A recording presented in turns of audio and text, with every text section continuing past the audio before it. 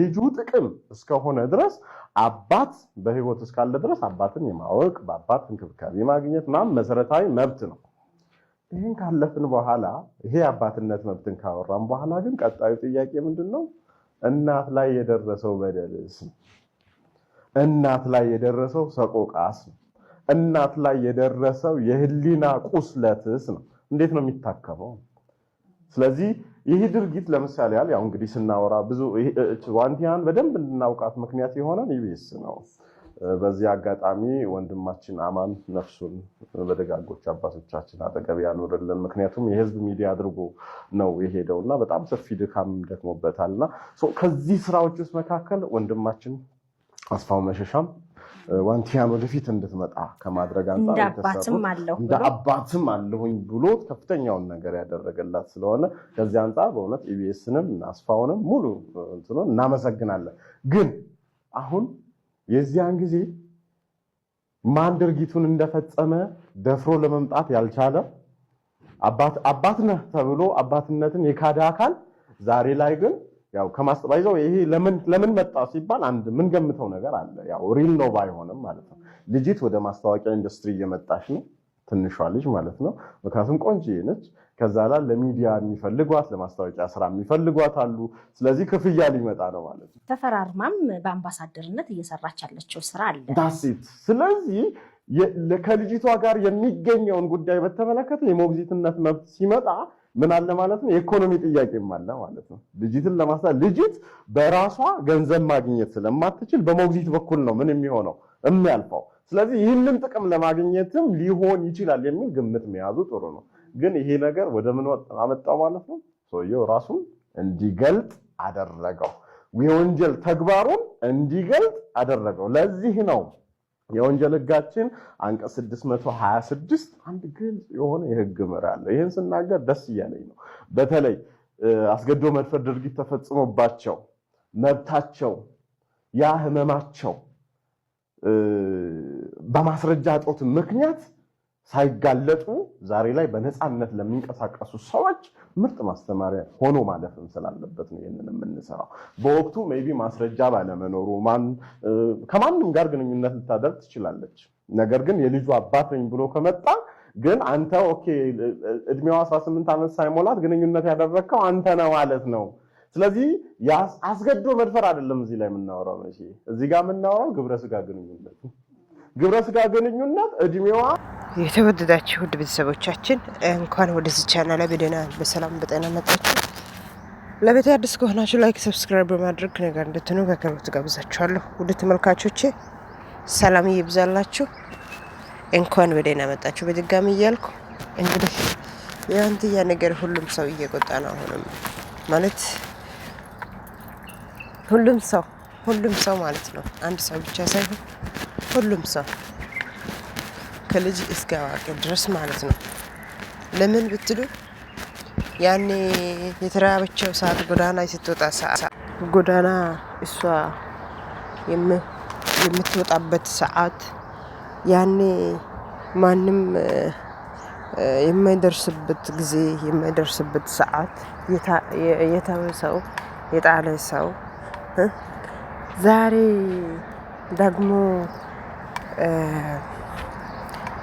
እሷ ጥሩ ሁኔታ ደስ የሚል ሁኔታ ኢቢኤስ ቴሌቪዥን እንግዲህ ሰውየው እንደሰማ ሰውየው ልክ ነው። ሰውየው ያለው እንደሆነ ሰምታችኋል። እንግዲህ ማለት ሁሉም ሰው ነው። ይሄ ብቻ ሰውየው ብቻ ሳይሆን ሁሉም ሰው በጣም እንትን እያለ ነው ማለት ይሄ ነገር የሷ በደል የሷ በልጅነቷ ላይ የደረሰባት ነገር ታፍኖ ተሸፍኖ እንዳይወጣ ተደርጎ የልጅ አባቱነቱ ደግሞ መሆኑ ወይም መገለጣቸው ሁሉም ሰው በጣም እየተቆጣ ነው።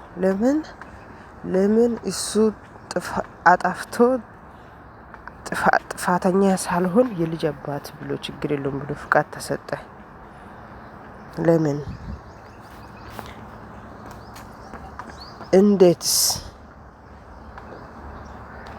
ይሄ ነው ማለት የልጅ አባት ነኝ። ልጅ ደግሞ አስፈላጊ ቪዲዮ ውስጥ እያስገባች ናት።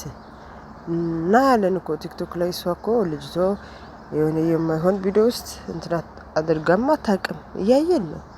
አንድ ቪዲዮ ራሱ እኛ ማለት እያየን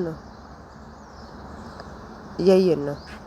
አንድ ቪዲዮ ራሱ እኔ በኩል አንድ ቪዲዮ ራሱ አይመልጠኝም። እና ማለት በጭሩ የፈለኩት ያኔ በራብ ሰዓት፣ በመከራ ሰዓት፣ በጥማት ሰዓት ጎዳና ላይ ስትወጣ ያልነበረው አባት፣ መከራ ሰዓት ያልደረሰው አባት በልጅነቱ 13 ዓመት ልጅ ሆና ወገብ ላይ ልጇን ሸክማ ጎዳና ላይ ስትወጣ ያልደረሰው ሰው አለው እኔ የሚል ሰው ዛሬ ደግሞ ልጅቱን አድጋ እሷ እንዳባት እንደናት ሆና በቃ ልጅቱም ካደገች በኋላ ጥሩም ስራ አላት፣ ማስታወቂያ ትሰራለች፣ ጎበዝ፣ ጠንካራ፣ ብርቱ ሆና ስታይ እቺ ሴትዮ ጋር ከተጠጋው ጥሩ ነገር ማግኘት ይችላለሁ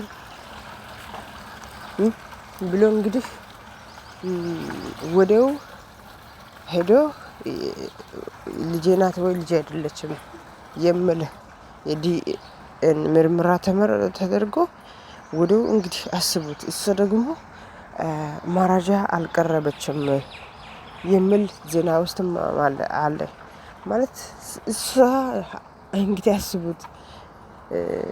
ባለፈው ብላለች እኔ ለእናንተ ነው እንጂ ለማን እናት ቤተሰብ አባት ቤተሰብ ስለሌለኝ ለእናንተ ነው የምካፈለው ለማን ልካፈልህ ብላ ባለፈው ከልጁ ጋር በተጣላበት ሰዓት ላይ ለማን ልካፈልህ ብላ ነበረች። እና ሰው ካለ ቤተሰብ ካለ ወይም የሆነ ሰው ለሰው እንትን ይሆናል አይደለ? እሷ አሁን መረጃ አልቀረበችም። አንደኛ ሰው ያስፈልጋታል እና በዛ አንጣር ነው እኔ በራሴ ሀሳብ ነው በዛ አንጣር ነው መሰለኝ። እና መረጃ በራሷ በኩል እንደዚህ ብላ አላቀረበችም የሚል አለ እና ከባድ ነው ብቻው። እንግዲህ ውድ ቤተሰቦቼ ማለት ሰው ያስፈልጋል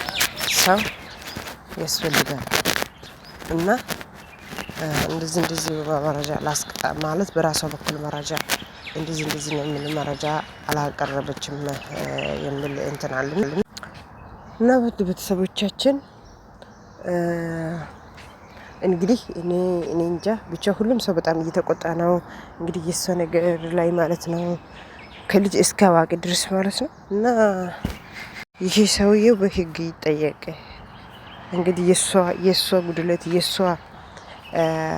የሷ መገፋት ታፍኖ